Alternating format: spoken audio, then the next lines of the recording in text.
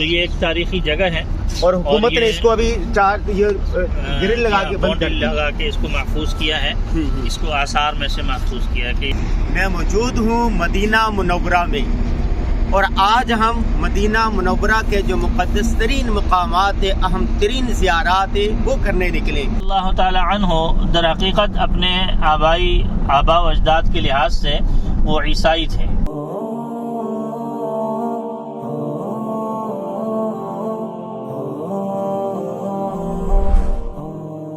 اللہ تعالی عنہ در حقیقت اپنے آبا و اجداد کے لحاظ سے وہ عیسائی تھے جی، اور ان کے جو والد تھے وہ بہت بڑے راہب تھے، اور انہوں نے حضور پاک سرکار دو عالم صلی اللہ تعالی علیہ وسلم کی بہت زیادہ صفات اور ان کے بارے میں بہت ساری باتیں سن رکھی تھیں۔ ان کی جستجو میں یہ اپنے گھر سے نکلے اور مدینہ منورہ پہنچتے ہوئے کئی دفعہ یہ غلام بنائے گئے اور بیچے گئے، خریدے گئے، یہاں تک کہ یہ مدینہ منورہ خیریت سے پہنچ گئے۔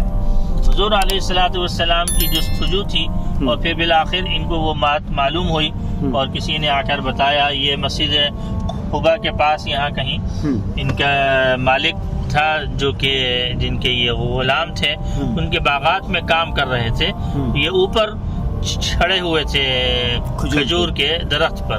تو کسی نے جب یہ بات بتائی تو ایک دم نیچے اترے، ان کے مالک نے ان کو تھپڑ مارا کہ تجھے کیا کام ہے ان سے، اپنا کام کر بس۔ تو خیر یہ جو خضوع میں تھے حضور علیہ الصلوۃ والسلام کی خدمت اقدس میں حاضر ہوئے۔ بہت لمبا قصہ ہے۔ حضرت مولانا عاشق الہی صاحب رحمہ اللہ تعالی کے مضامین کی کئی جلدوں میں ایک کتاب چھپی ہے، اس میں یہ قصہ آیا ہے۔ حضرت امام بخاری رحمہ اللہ تعالی نے بھی اس قصے کی طرف جو ہے وہ اشارہ کیا ہے، جہاں ہماری جو بخاری جلد اول جو ہم پڑھتے ہیں آج کل کے اعتبار سے، تو اس اعتبار سے امام بخاری رحمہ اللہ تعالی کی جلد اول کی آخری حدیث پاک ہے یہ، جو ان کے اسلام لے کے آنے کی ہے۔ اس میں ایک طویل واقعہ ہے۔ ان کی جو عمر تھی، بعض حضرات نے 250 سال، 200 سال، 300 سال، 400 سال بیان فرمائی ہے، لیکن محققین کے نزدیک، اکثر حضرات کے نزدیک 300 سال تک کی ان کی عمر تھی۔ یہ غزوہ خندق میں حضور علیہ الصلوۃ والسلام کے مشیر خاص تھے، اور حضور علیہ الصلوۃ والسلام کا خیمے کے پاس ان کا خیمہ تھا۔ جب یہ مسلمان ہونا چاہتے تھے تو تو ان کے جو وہ تھے، جو ان کے آقا تھے، وہ کہنے لگے کہ مجھے 300 درخت جو ہے وہ پھلدار چاہیے، کھجوروں کے 300 درخت مجھے پھل والے چاہیے، پھر آزاد کروں گا۔ جی ہاں، وہ پھر میں تمہاری جو آزادی کی جو قیمت ہے وہ یہ ہے۔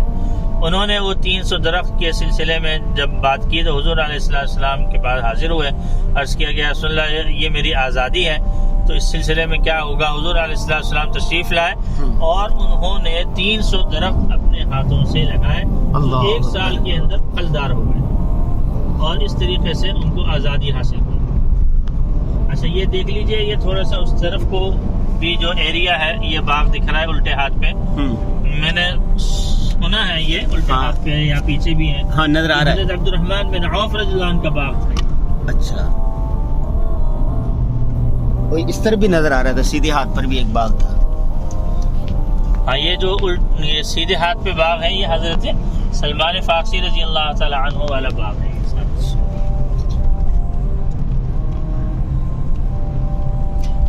نہیں، یہ اس وقت سے، یہ تسلسل سے تو نہیں ہوگا نا؟ جی ہاں، اس وقت سے نہیں، لیکن باغ کی جگہ ہے، یہ جگہ ہے یہ۔ ہاں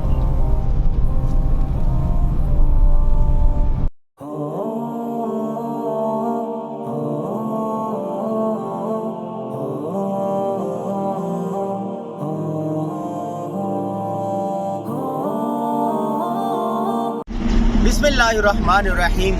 میں موجود ہوں مدینہ منورہ میں، اور آج ہم مدینہ منورہ کے جو مقدس ترین مقامات اہم ترین زیارات وہ کرنے نکلے.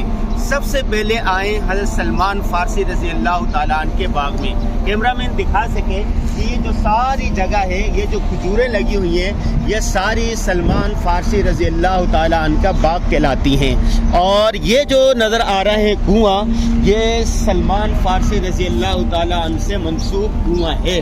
اور ہمارے ساتھ موجود ہیں ہمارے برادر نسبتی حضرت مفتی عبد الملک العتیق صاحب.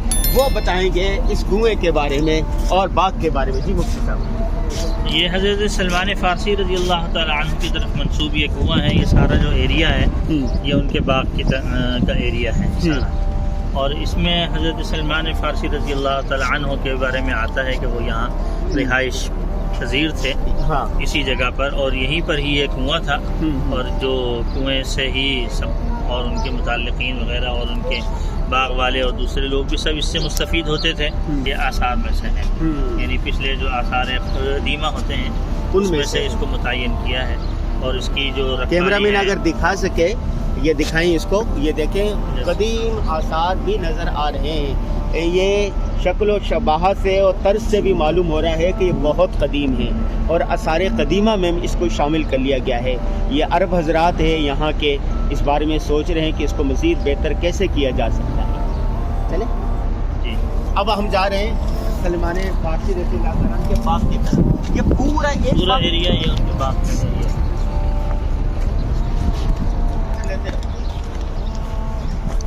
یہ سلمان فارسی رضی اللہ تعالیٰ عنہ کا جو مشہور باغ ہے کھجور کا، یہ وہی جگہ ہے، یہ وہی باغ ہے. لوگ یہاں تبرک کے لیے آتے ہیں. اس کے ساتھ یہ کھجوریں تو یقیناً وہ نہیں ہوگی نا، باغ کی جگہ ہے. اچھا یہ اب بھی یہ شہر سے باہر ہی کہلاتا ہے. دیکھیں نا یہ گاؤں لگ رہا ہے.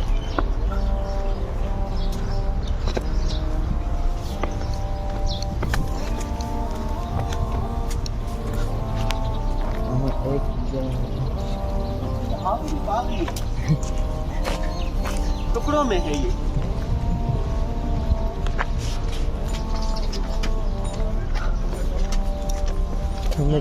بہت سارے زائرین یہاں پر آئے ہوئے ہیں.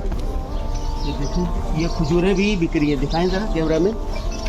یہ دیکھیں یہاں کھجوریں بھی ہیں. یہ واپسی میں ہم پتہ کرتے ہیں. قاری صاحب پتہ کریں ذرا. تازہ کھجوریں ہیں.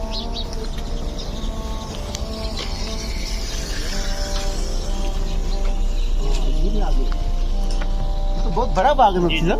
بہت بڑا.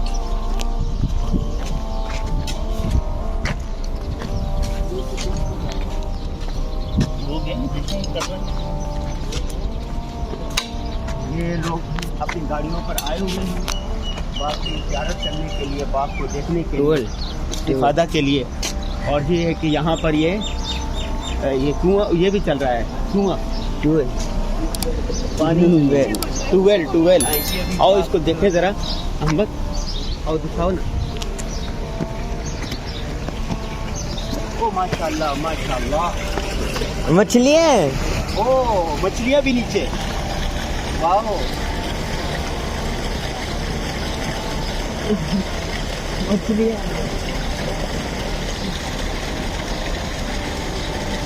کیا بڑا زبردست ڈرو والا منظر ہے.